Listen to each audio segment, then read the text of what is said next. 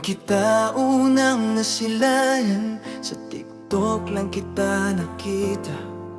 Di ko in-entertain, may mahal pa akong iniingatan.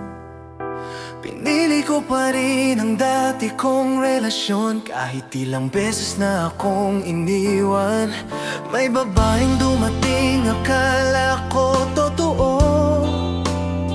Pinuntahan ako, yung pala sa dulo ako masasaktan. 5 taon kong binitbit yung pangarap, 2 taon na magkasama.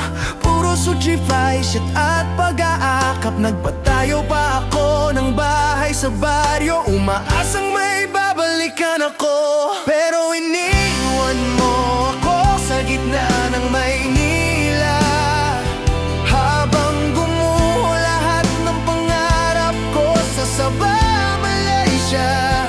Supervisor akong matatag noon, ngayon biglang nag-iisa. Pero kahit ganon, tumayo pa rin ako, pinilit kong lumaban pa. At sa lahat ng luha at dasal ko sa simbahan, may isa palang biyayang nakalaan. Hanggang sa dulo ng paglalakad ko, si Alexandra pala ang hantungan ko. Sa Maynila ako bumagsak, walang matulugan, walang kakampi. Sa gilid ng kalsada natutulog, minsan sa simbahan pumipikit, umiiyak ng tahimik. Nagdasal ng lakas, nagdasal ng tahanan, may nag-abot ng tulong. Sa kapsule ako unang nakaramdam ng katahimikan.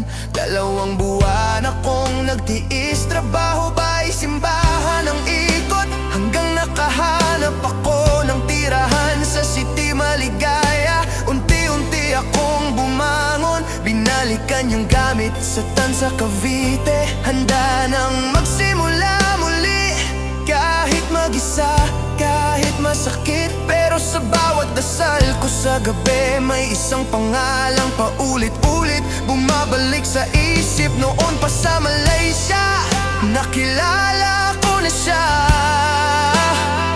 at muling nagtagpo kami, parang tadhana ang nagsulat ng lahat. At nang nakita ko siya sa Las Piñas, parang lahat ng sugat ko biglang nawala. Sa unang pagkikita, puso ko'y nabuhay muli. Si Alexandra, ikaw ang sagot sa lahat ng sakit.